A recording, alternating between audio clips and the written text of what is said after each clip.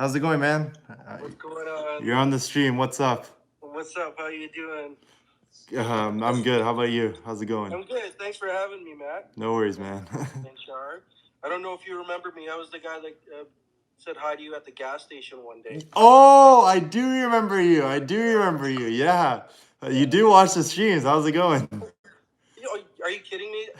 You have no idea, and I'm sure you've heard it 1,000 times right now, like how much people appreciate the unfiltered coverage that you guys have provided. Mm-hmm. Like for so long, and everybody said it, like we've been conditioned to listen what we've been seeing on CBC and everything else, and then everybody has their own awakening, and I think you've been that trigger for a lot of people. So I just want to say thanks. Thank you, man. So, are you from Ottawa? No, I'm initially from Toronto, Scarborough, and now I live around where the Red Apple is, or along the highway. If you're familiar with the area, just outside Durham. Okay, so you just came to visit the convoy. Yes, I did. Well, you know what? I wanted to see for myself what was going on, and I also believed that it was an important cause for everybody to fight for their freedoms. Like it's unreal the amount of freedom that we've lost within the last 2 years, and I think today is an incredibly sad day for Canada. And on top of that, before we move on, I just wanted to confirm that your only charge was obstruct. Yeah. Okay. Do you know what obstruct means? I looked it up. It's like getting in the way of something, like stopping. Correct. Yeah. So it's interfering with an officer's normal course of duty. Yeah. Right. So as anyone who's seen the video, that wasn't happening. I'm just saying. I'm like, if that's the only charge, I'm like, okay, come on, man. I'm like, what's going on? It was just ridiculous, and I'm so sorry to see that have happened to you. I think they just did it personally, just so I would get out of the area, because they also included that I'm not allowed to be in the downtown area. So I think that was like the main reason they just wanted to add something on. Right. I also think, well, I think anybody that actually got conditions placed on them, that was going to be mandatory regardless for anyone there that weekend. But like I said, it was really sad to see that happen to you that day. But Char did hold it down. So she did. She was in the front like a warrior. Man, I'm like I couldn't even tell you. And like I said, I'm former law enforcement. I used to work in Toronto. I resigned 2 years ago, essentially. And so I understand what it's like to be on trial and questioned whether or not I've breached somebody's charter rights and freedoms. I understand like unlawful detention, illegal search and seizure, unreasonable use of force. Like I understand those are people's rights. And, you know, everybody had their chance to question me whether or not in the course of my duty if I violated those rights. Now that as Canadian citizens that our rights are being violated, I want to know where is our course of action to question the person who's taking our rights away from us. Yeah. So, like I said, it's an incredibly sad day, but your stream gives us hope, my man. Thank you, man. Now, why did you quit? You quit the force. What happened with the police thing? Actually, it was a multi-factor decision. There are several reasons. Some had to do with policing, some didn't. But it's like if I were going to pick one, I think the direction of policing started going in a different way than how I learned it. I don't like in 2017 there was a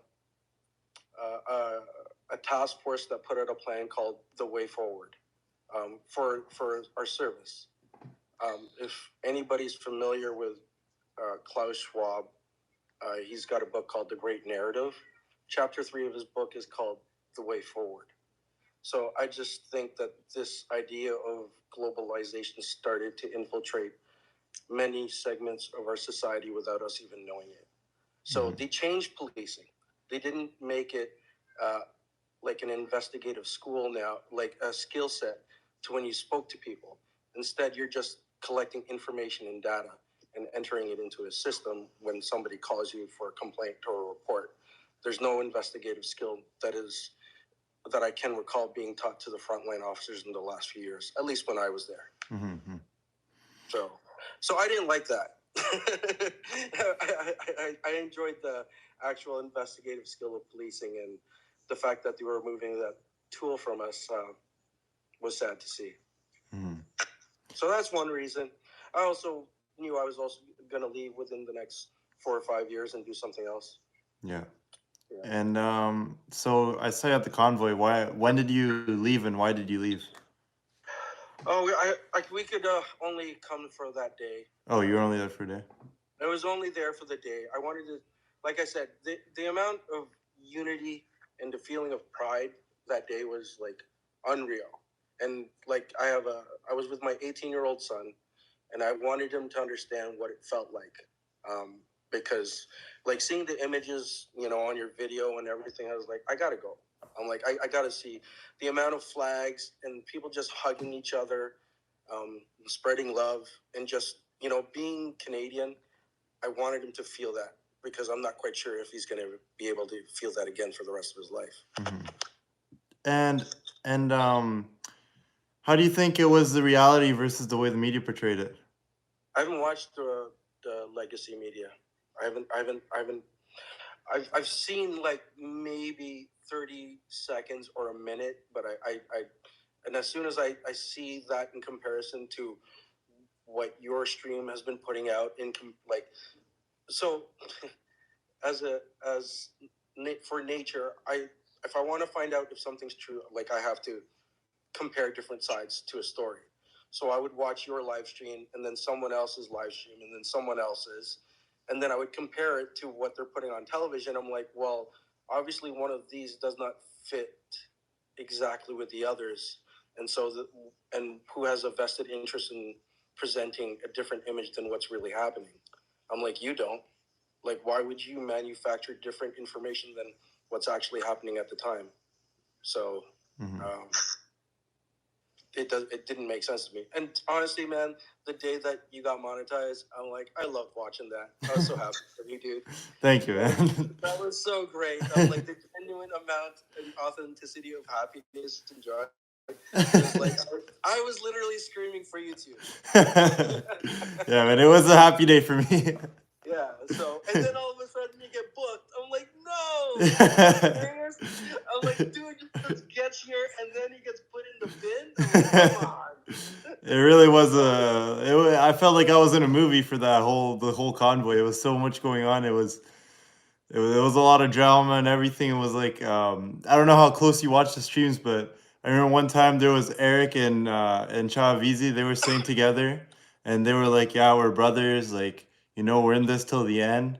Yeah. And then one time, the time when Eric left, yeah, and I went to Chava, and he said, how do you feel about this? And he's like, Eric is a coward.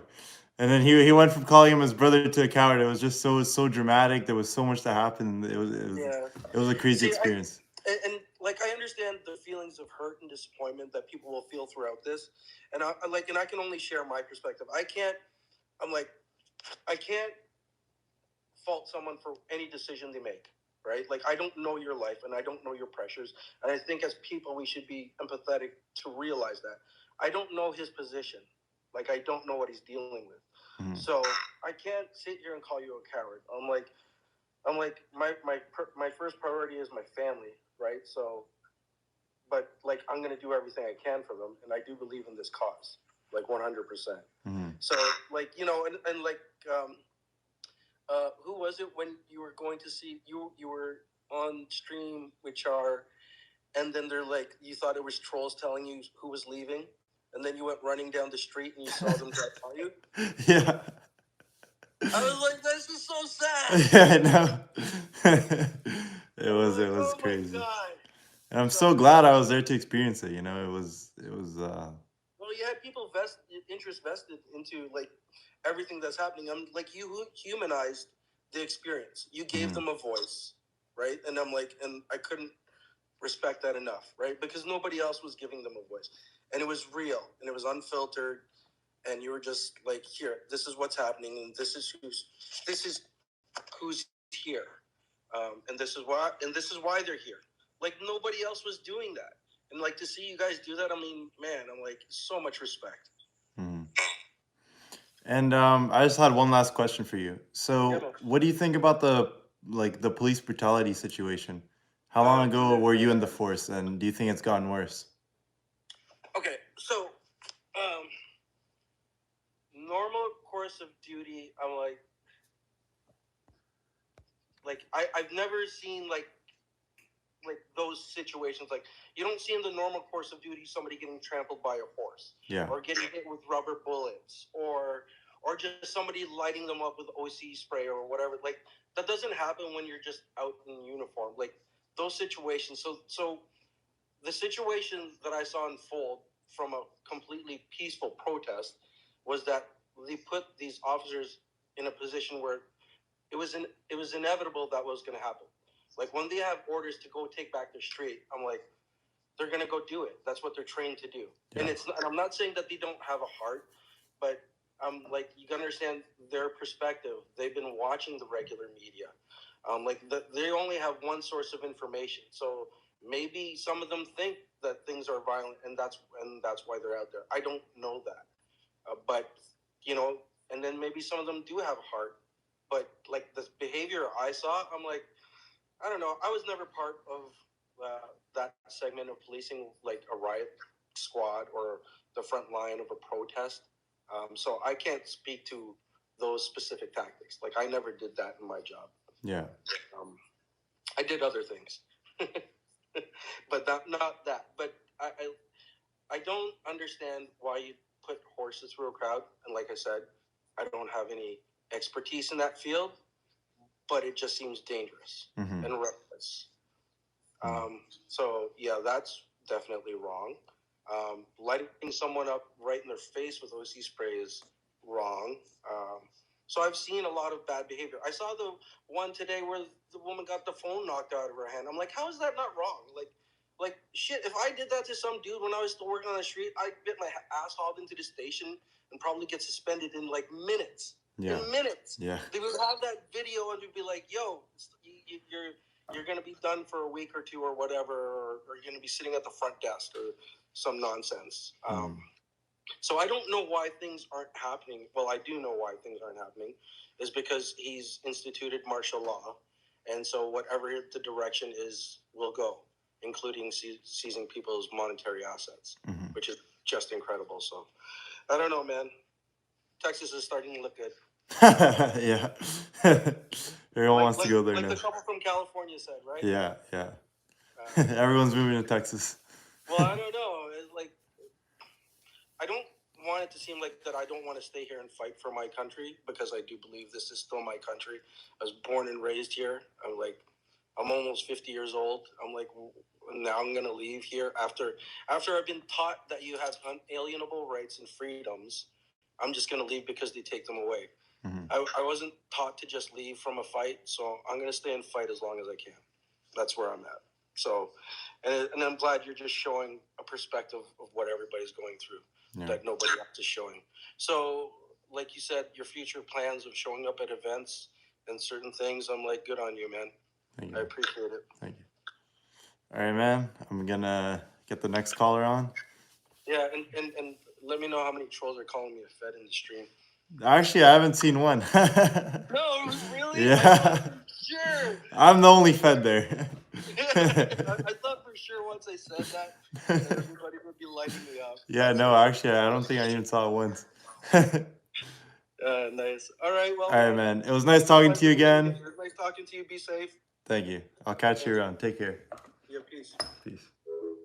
All right, guys. Let's see who else we can get on here.